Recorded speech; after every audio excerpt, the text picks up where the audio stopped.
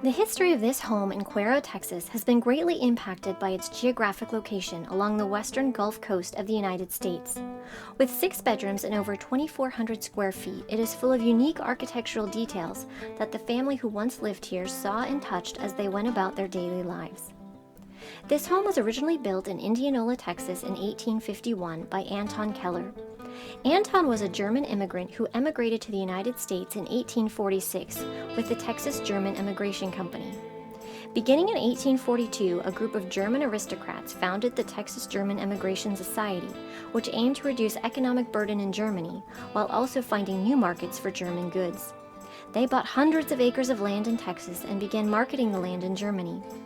Anton and his wife Maria, along with their 4 children, Anton Jr., age 10, Mary, age 7, Anna, age 6, and Carl, age 4, left their home in Nassau, Germany, and emigrated to Indianola, Texas. Indianola was a busy port city in the mid-1800s with regular steamers to Galveston, New Orleans, New York, and Cuba. Anton operated a crockery, glassware, and grocery store. In 1850, his wife Maria passed away. There are no records of her death, but an outbreak of spinal meningitis had spread through several of the German settlements in Texas, and may be her cause of death. Anton quickly remarried Sophia Charlotte Kuster on March 14, 1851, and he likely built this home for her and his children. 3 children were born in this home: Charles in 1852, Louisa in 1853, and Louis in 1856. Anton passed away in 1857. In 1860, Charlotte and the children continued to live in the house in Indianola, where Charlotte was working as a seamstress. On April 5, 1860, Anton Jr. married his stepmother, Charlotte. She was 36, he was 24. This is an unusual development in the history of this family and begs many questions that will never be answered. In the 1880 census, Anton and Charlotte identify Louisa and Louis as their daughter and son. However, these children were born when Anton Sr. was still alive, and Anton Jr. was only 16 and 17 years old. Presumably, they are Anton Jr.'s half-siblings through his father, and it was simpler to identify them as his own children on the census, but is a very unusual family dynamic. Anton Jr. and Charlotte did go on to have their own children, Augusta and Charles.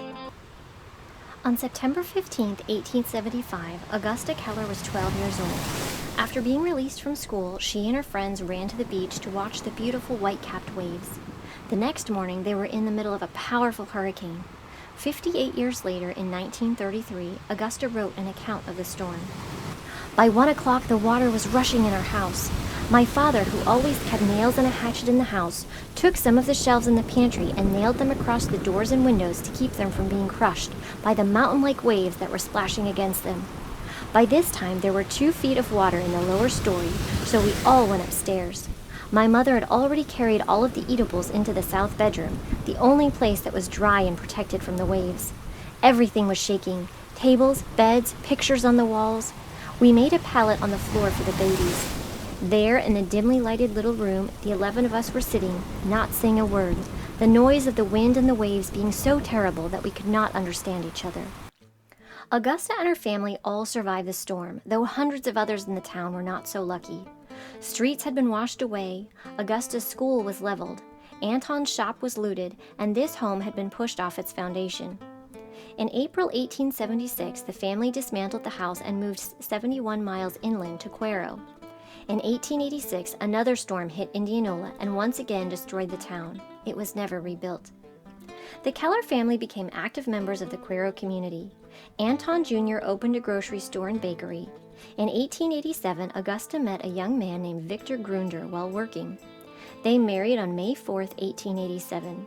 Victor emigrated with his family from Alsace, France in 1873 at the age of 10 and became a city councilman and owned a cotton compress company. Charlotte Keller passed away on November 24, 1897 from heart disease while at home. Anton passed away in 1900, at which point the home was transferred to their daughter Augusta. Augusta and Victor were living in the home by 1910. They had 1 daughter while living here, Armine, in 1914, to join their other 3 children. The Grunders expanded and modified the house during this time, possibly to accommodate Augusta's brother and sister, Louis, who was paralyzed, and Louisa, who lived with them for many years.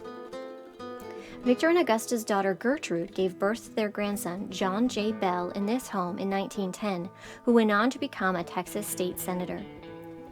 The Grunders continued living in this home until Victor's death in 1940.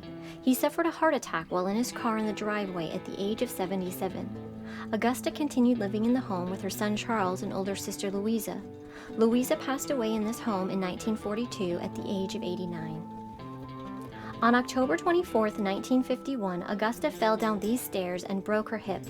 The 88-year-old woman quickly deteriorated and developed pneumonia and passed away on November 3, 1951, ending the Keller legacy in this home.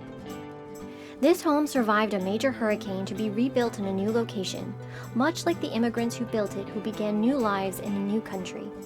It was the Keller family home for 100 years.